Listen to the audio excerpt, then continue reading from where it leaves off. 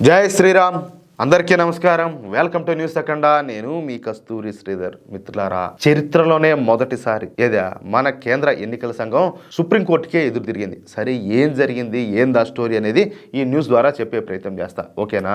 మన దేశంలో ఎన్నికలు ఎలా జరుగుతాయో మనందరికి కూడా బాగా తెలుసు. సరే, మన ఎన్నికల్లో మనం కొట్టుకున్నా తన్నుకున్నా ఏం చేసుకున్నా కూడా అది వేరే విషయం, అది మన వ్యక్తిగతం. ఏమే కానీ పక్క దేశం వాళ్ళు వచ్చి మన దేశంలోని ప్రభుత్వాలను నిర్ణయిస్తే అది మనకి ఎట్టుంటుంది ఒకసారి ఆలోచించండి. అవమానంగా, అసహ్యంగా, కంపరంగా ఉండదా? ఆ బతుకు అవసరమా మనక? మన చుట్టుపక్కల దేశాల వాళ్ళు మన దేశంలోకి వచ్చి ఓట్లేసి వాళ్ళకి ఇష్టమైన ప్రభుత్వాన్ని ఏర్పాటు చేస్తే పరిస్థితి ఎట్టుంటుంది? మనం బతకడం ఎందుకు అంటాలే. వాస్తవానికి ఇప్పుడు జరుగుతుంది కూడా అదే. మన దేశంలోకి ఈ జిహాదీగాళ్ళంతా ఈ నేపాల్ నుంచో, భూటాన్ నుంచో, బంగ్లాదేశ్ నుంచో, మయన్మార్ నుంచో మన దేశ సరిహద్దులు దాటి మన దేశంలోకి అడుగు పెడతారు. ఈ విధంగా మన దేశంలోకి వచ్చినటువంటి ఈ జిహాదీగాళ్లకు అన్ని రకాల సహాయ సహకారాలు అందించడానికి మన దేశంలోని సూడో సెక్యులర్ పార్టీలు, ఈ సూడో సెక్యులర్ అనేటువంటి నాయకులు సిద్ధంగా ఉన్నారు. ఈ సూడో సెక్యులర్ పార్టీలు అధికారంలో ఉన్నా లేకపోయినా కూడా తమ కులాలను లేదా తమ వర్గాలను ఉపయోగించుకొని ఈ విదేశాల నుంచి వచ్చేటువంటి జిహాదీగాళ్లను మన దేశంలో సెటిల్ చేస్తారు. ఎందుకంటే వాళ్ళు అధికారంలోకి రావడం కోసం. ఈ విధంగా వచ్చిన వాళ్ళు ప్రధానంగా మన ప్రభుత్వ భూములను కబ్జా చేసుకొని ఆ భూముల్లోనే గుడిసేసుకొని తర్వాత అక్కడే తమ స్థిర నివాసాలు అయితే ఏర్పాటు చేసుకుంటున్నారు. ఆ విధంగా మన దేశంలో సెటిల్ అయినటువంటి ఈ అక్రమ వలసదారులు ఇక ఈ ఫేక్ ఆధార్ కార్డులను, అదేవిధంగా రేషన్ కార్డులను సంపాదించి ఫైనల్ గా ఓటర్ ఐడి కార్డులను కూడా పొందుతారు. అంటే వాళ్లకు మనతో సరిసమానంగా ఓటు హక్కు కూడా వస్తుంది. అంటే ప్రభుత్వాలు ఏ ఉండాలో, ఎవరిని ఎన్నుకోవాలో నిర్ణయించే హక్కు మనతో పాటు వాళ్ళకు కూడా వస్తుంది అనమాట. నిజంగా ఇదంతా కూడా మీకు అవమానంగా అనిపించడంలే? అనిపిస్తుందా లేదా? ఇకపోతే ఈ ఓటర్ ఐడి కార్డులతో వీళ్ళు తమ సూడో సెక్యులర్ పార్టీలకు ఓట్లేసి ఈ దేశాన్ని సర్వనాశనం చేసే ప్రయత్నం చేస్తారు. అంటే మన దేశంలో జరిగేటటువంటి ఎన్నికలు ఎలా జరుగుతున్నాయంటే మనం నిర్ణయించినట్టు కాకుండా పక్క దేశాల నుంచి వచ్చేటువంటి జిహాదీలు నిర్ణయిస్తారనమాట. అర్థమవుతుందా?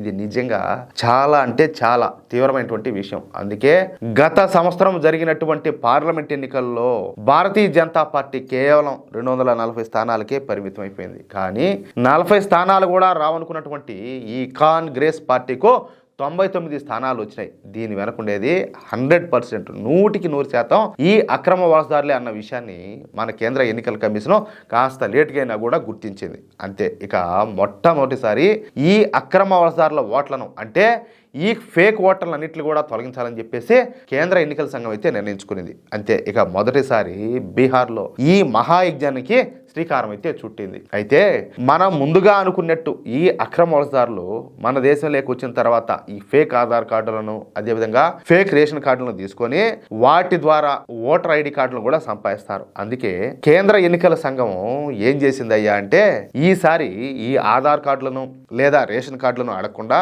ఈకేవైసీని అడుగుతారు. ఇక్కడ ఈకేవైసీ అంటే ఎలక్ట్రానిక్ నౌ యువర్ కస్టమర్ అని అర్థం అన్నమాట. ఈ ఈకేవైసీని మాత్రమే కాకుండా రెసిడెన్స్ సర్టిఫికెట్, వాళ్ళ బర్త్ సర్టిఫికెట్లు, వాళ్ళ ఎడ్యుకేషన్ సర్టిఫికెట్, అదేవిధంగా వాళ్ళ తల్లిదండ్రుల సర్టిఫికెట్లు, ఈ విధమైనటువంటి కీలకమైన డాక్యుమెంట్లు అన్నీ కూడా అడుగుతూ ఉండడంతో ఇక ఈ దొంగలంగా కొడుకులంతా కూడా బయటపడడం మొదలుపెట్టారు. ఈ క్రమంలో ఇప్పటి వరకు 52 లక్షల మంది దొంగ ఓట్లయితే బయటపడినాయి. ఎంత దారుణమో చూడండి. 52 లక్షల ఓట్లు అంటే తమాషా. ప్రభుత్వమే మారిపోదా? అంటే వీళ్ళకి అనుకూలమైన ప్రభుత్వం వచ్చేసినట్టే కదా అప్పటికి అర్థము. ఒక్క బీహార్లోనే 52 లక్షల దొంగ ఓట్లు బయటపడినాయంటే దేశవ్యాప్తంగా ఎన్ని దొంగ ఓట్లు ఉన్నాయో దాన్ని బట్టి మీరు అర్థం చేసుకోండి. ఇకపోతే ఈ 52 లక్షల ఈ ఫేక్ ఓటర్లంతా కూడా ఓటేసేది ఖచ్చితంగా ఎవరికి? ఈ కాంగ్రెస్ కూటమికే. మీకు ఏమైనా అనుమానం ఉండదా? అందులో ఎటువంటి సందేహం కూడా లేదు.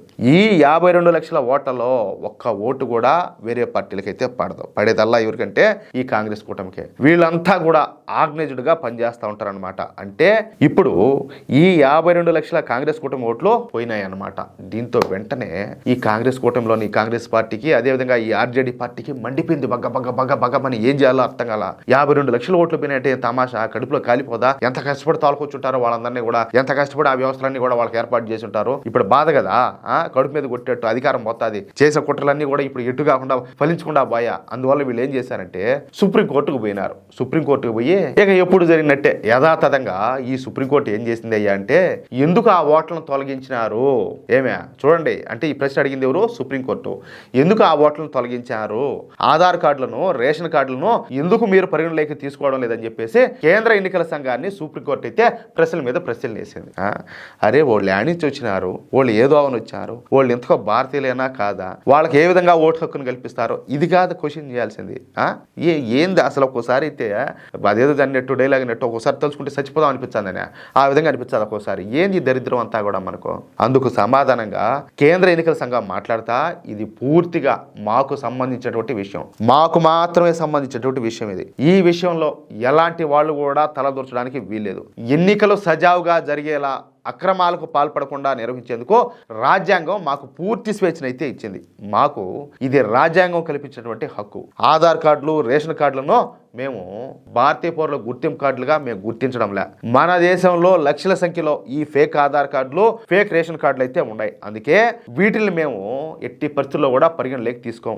నిజమైన భారతీయ పౌరులను గుర్తించడానికి మా విధానాలను మేమైతే ఫాలో అవుతామంటూ సుప్రీంకోర్టుకు కేంద్ర ఎన్నికల సంఘం తెగే చెప్పింది. ఇంకోసారి ఈ విషయం గురించి చర్చించకుండా కఠినమైనటువంటి సమాధానాలు అయితే ఇచ్చిందనమాట. ఇక్కడ నేను ఒక మాట చెప్తున్నా. మొన్న ఈ మధ్య మన ఉపరాష్ట్రపతి మొన్ననే ఆయన రాజీనామా చేశారు కదా, జగదీప్ ధన్కర్ గారు. ఆయన కూడా ఒక మాట అన్నాడు, అన్నీ మీరే చేసేట్టుగా అంటే ఇంకా ఈ ప్రభుత్వ వ్యవస్థలన్నీ ఎందుకు, ఈ ఎన్నికలు జరగడం ఎందుకు, ఇవన్నీ ఎందుకు, దేశాన్ని కూడా మీరే పరిపాలించవచ్చు కదా అనేసి. అంతే కదా, అన్నిట్లో మీరు ఏలు పెట్టేట్టుగా అంటే ఇంకా ఈ వ్యవస్థలన్నీ ఎందుకు, అన్ని పనులు మీరే చేసే పోతానులా అంటే ఎవడు ఓటు వేయాలా, ఎలాంటి వాడు ఓటు వేయకూడదు, ఎవడికి ఏందండి అన్నీ మీరే చెప్పేస్తాం అంటే అన్నీ మీరే చేస్తాం అంటే ఇంకా ప్రధానమంత్రి ఎందుకు, రాష్ట్రపతి ఎందుకు, ఎన్నికల సంఘం ఎందుకు, ఈ ప్రభుత్వ వ్యవస్థలన్నీ ఉండేది ఎందుకు, ఇంకా ప్రజాస్వామ్యం అని చెప్పేసి అదొకటి కాలబడి ఉండేది ఎందుకు, ఎందుకు ఇవన్నీ కూడా అనవట్టాలే. నేను చెప్పే దాంట్లో ఏమైనా తప్పుందా?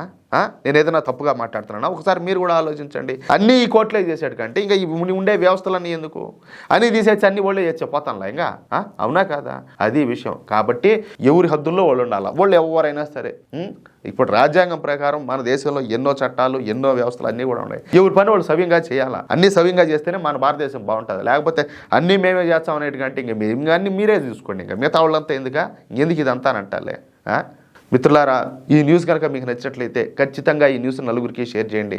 అదేవిధంగా ప్రతి ఒక్కరు కూడా ఈ వీడియోకు సంబంధించి మీ యొక్క అమూల్యమైనటువంటి అభిప్రాయాలను ఖచ్చితంగా కామెంట్ రూపంలో తెలియజేయండి. అలాగే ఇంతవరకు మీరు కనుక మన ఛానల్ను సబ్స్క్రైబ్ చేసుకున్నట్లయితే ప్రతి ఒక్కరు కూడా మన ఛానల్ను సబ్స్క్రైబ్ చేసుకోండి, సపోర్ట్ చేయండి ప్లీజ్. జై శ్రీరామ్, జై హింద్.